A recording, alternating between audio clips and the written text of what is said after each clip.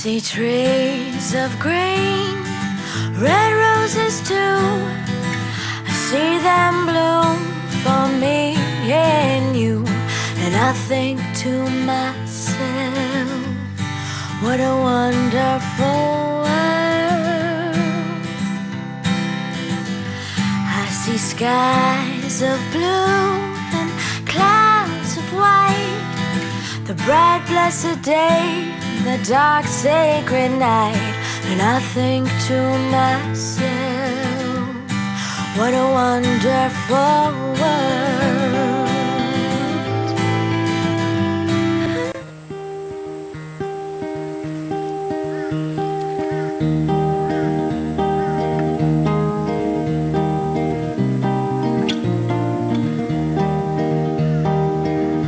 We ran so fast up the mountain as the sun fell low. El cáncer de cuello de útero es el cuarto cáncer más frecuente entre las mujeres de todo el mundo. En Europa se registran más de 66.000 nuevos casos y más de 30.000 muertes al año. Sin embargo, hay datos que llaman al optimismo, y es que el cáncer de cuello uterino es uno de los más prevenibles. Por ello, es tan necesario concienciar sobre esta enfermedad.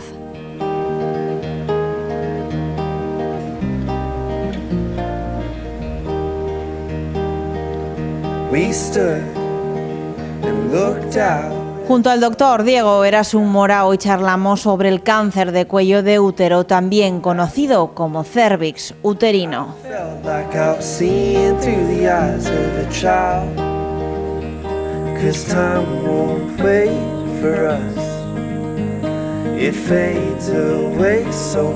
Hoy, en Comprometidos, el cáncer de cuello de útero.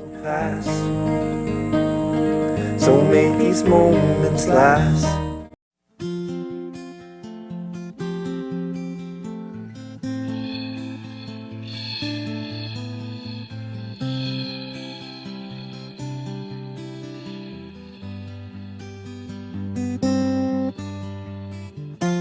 El cáncer de cuello uterino es la enfermedad secundaria a un crecimiento de células, un crecimiento descontrolado y anómalo de las células del cuello del útero. ¿Existen síntomas asociables al cáncer de cuello uterino? Sí, y son señales claramente de alarma. El sangrado uterino, el sangrado vaginal anómalo, inexplicable por la menstruación, entre ciclos, el sangrado con las relaciones sexuales, como un agua en lavar carne que llamamos, el flujo maloliente persistente a pesar de haber hecho algún tipo de tratamiento que nos permita diferenciar de infecciones, el dolor pélvico, los problemas en la orina, sangre en el pis, sangre en las deposiciones o dolor en las deposiciones. Todo ello hace una sintomatología que, entre otras cosas, nos debe hacer pensar potencialmente en un cáncer de cuello de útero. El problema es que cuando hablamos de síntomas estamos ante una enfermedad muy avanzada. Entonces esperar a la evolución de esos síntomas nos puede generar un problema de curso de esta enfermedad. ¿Hay diferentes cánceres de cuello uterino? Sí, hay dos tipos, digámoslo así, secundarios a la causa. Está el cáncer de cuello uterino secundario a la infección por virus de papiloma, que es el más frecuente, en torno a un 98% de los tumores, 95-98% de los tumores son secundarios al virus de papiloma, y existe un 5%, entre el 5 y el 3% de tumores no secundarios a virus de papiloma, que pueden ser primarios del cuello del útero o metastásicos de otro origen.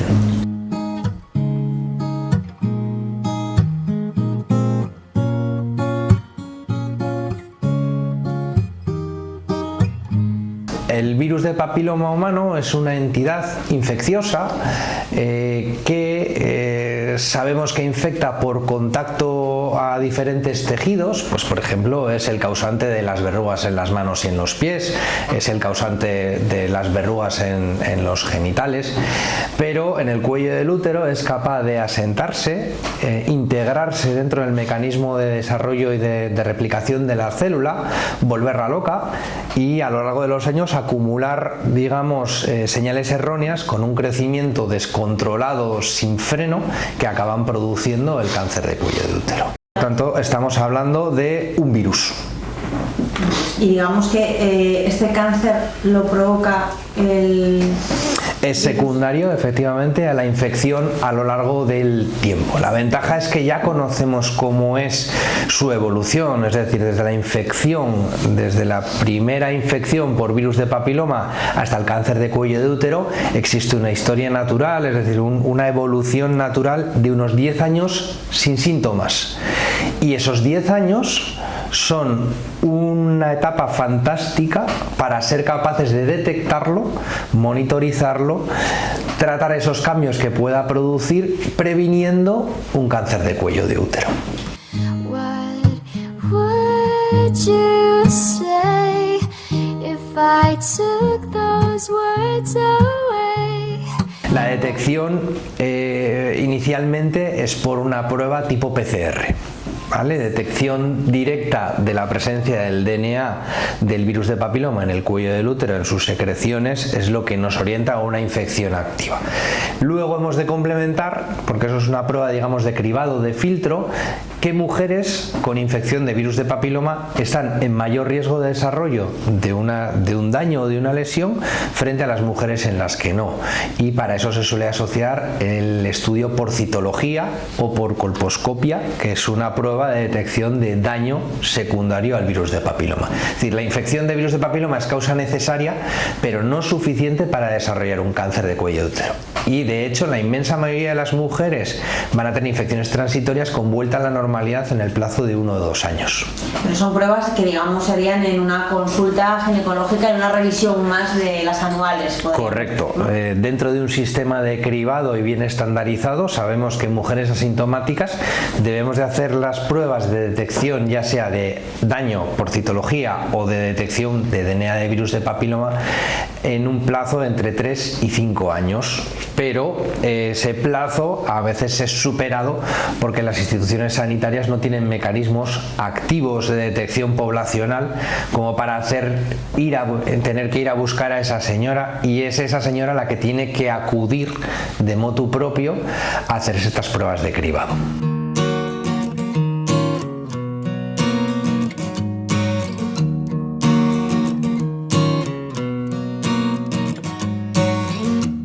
Sometimes I feel the fear of uncertainty stinging clear.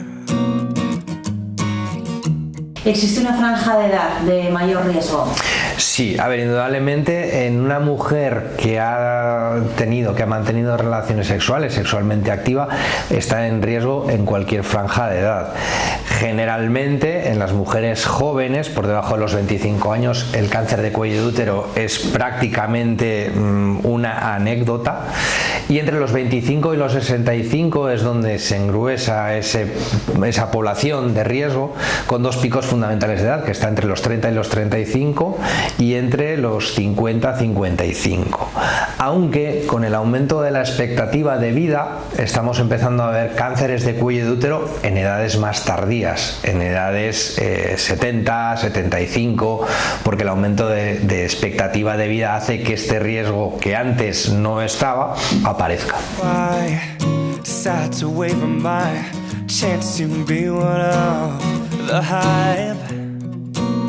¿Cómo se previene?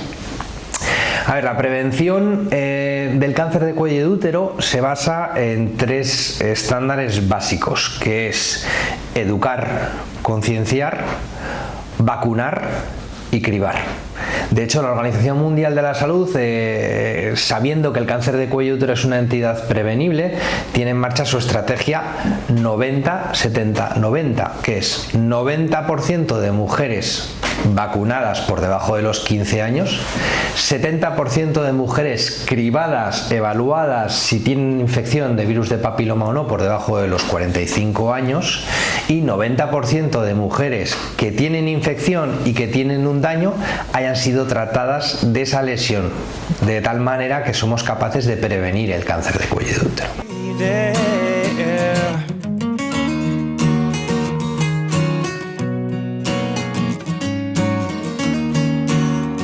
Con lo cual es fundamental educar a la población joven, a tener unas conductas sexuales saludables, al uso de preservativo como disminución de la infección por virus de papiloma, no de anulación, es decir, el uso de preservativo también tiene riesgo de infección por virus de papiloma. Una educación que verse también en saber que tienen que hacerse los controles cuando les corresponde, a partir de nuestra comunidad, por ejemplo, a partir de los 25 años y cada 3 años si no hay síntomas, a saber detectar los síntomas que no son normales y a consultarlos. Es fundamental la vacunación. Este agente es un virus. Sabemos por un montón de patologías, la gripe, el COVID, que la vacuna previene de eventos adversos. Pues en el virus de papiloma está demostrado que una vacunación puede prevenir de cáncer de cuello de útero.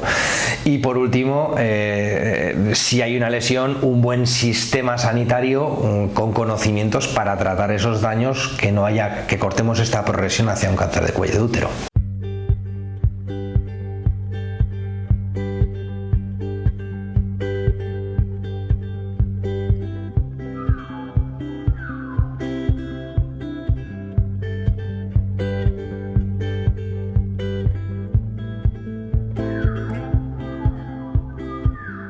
El virus de papiloma no tiene tratamiento, es decir, es la propia inmunidad de la paciente la que debe de controlar la infección, negativizarlo y volver a un riesgo basal.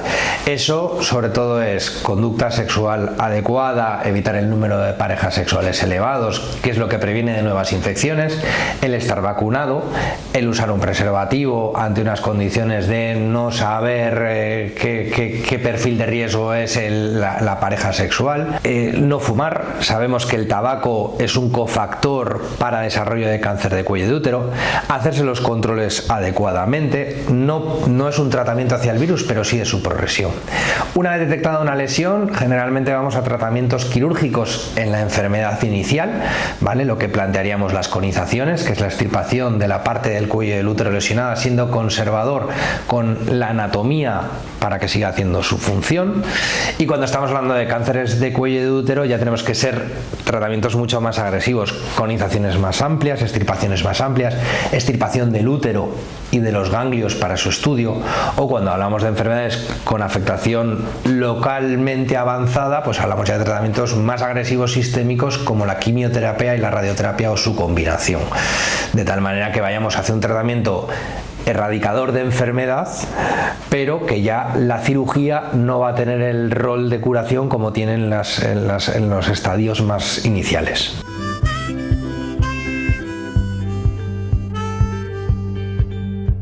So follow the sun, the direction of the birds, the direction of love. Breathe in the air, cherish this moment. Diego, ¿qué datos tenemos de este cáncer en Cantabria? Seguimos un poco la línea que hay en España, es decir, la incidencia es muy baja, ¿vale? Hablamos en mujeres del cuarto o quinto tumor, ¿vale? Y hablamos de una incidencia aproximada de 7,4 por cada 100.000 casos, 100.000 mujeres año, siguiendo un poquito en consonancia de la Comunidad Europea, lo que en números totales se convierte en unos 20-25 casos en Cantabria de media.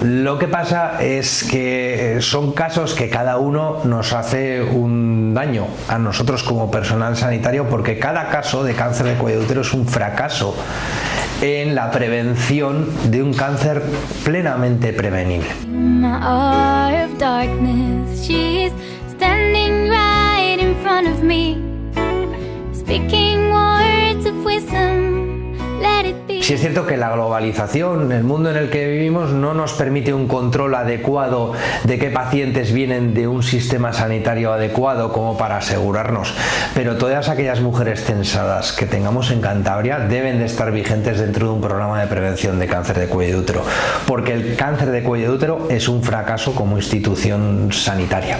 In the world of grief, there will be an answer, let it be. ¿Cuál es la supervivencia de las mujeres afectadas por cáncer de cuello de útero? Pues al final, como todo cáncer, hablamos de que su supervivencia va ligada a qué etapa, a qué estadio de enfermedad estamos. Cuando hablamos de estadios iniciales o desde luego de lesiones con potencial de desarrollo de un cáncer de cuello de útero que no son un cáncer de cuello de útero o de cánceres de cuello uterino en etapas iniciales, la supervivencia a los 5 años es superior al 95, prácticamente 100%, porque hablamos de tratamientos que son muy selectivos, poco riesgo y muy resolutivos.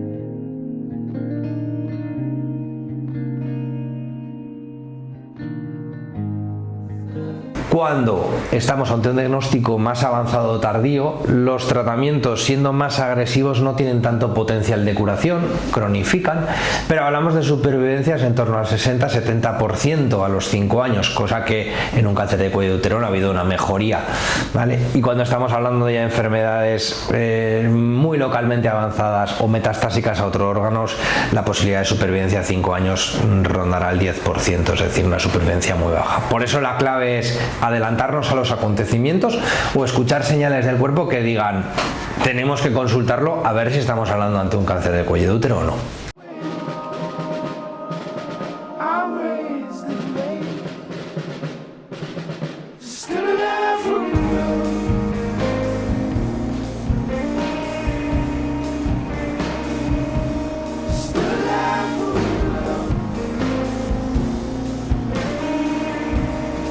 ¿Es posible reducir su incidencia? Totalmente. O sea, la Organización Mundial de la Salud ha lanzado este sketch de 90-70-90 a nivel mundial y está hablando de desaparición de cáncer de cuello de útero con intención de hacerlo desaparecer en países como África, en continentes como África o en continentes como América Latina. Indudablemente en un país como España, en una comunidad como Cantabria, 500.000 habitantes, con todos los organigrama asistencial, con toda la capacidad sociosanitaria que tiene, el cáncer de cuello de útero es una enfermedad completamente erradicable y prevenible. O sea que sí, que deberíamos de afrontarla como la posibilidad de desaparición.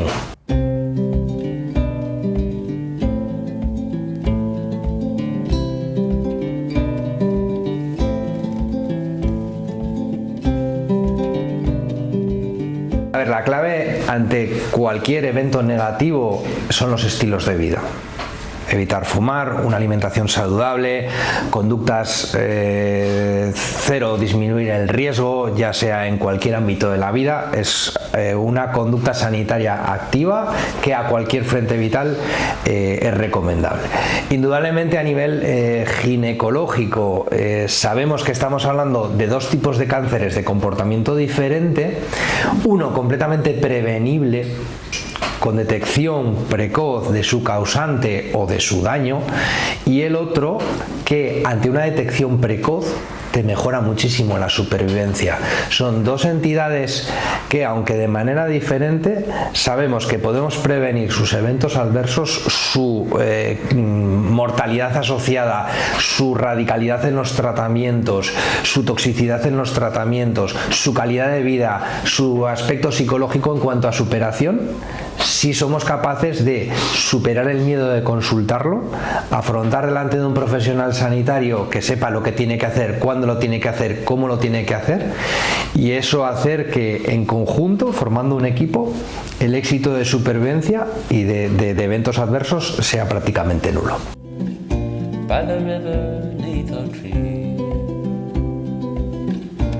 Con lo cual, el hecho de unas revisiones en su momento, revisiones bien dirigidas y tratamientos que realmente sean beneficiosos para evitar estos problemas, es algo que está encima de la mesa y que tiene que acabar concienciado en la población. In front of a bright white canvas, staring big and thin out free against my will. A drifting vessel in the storm, pushed around from shore to shore. I know there's so much.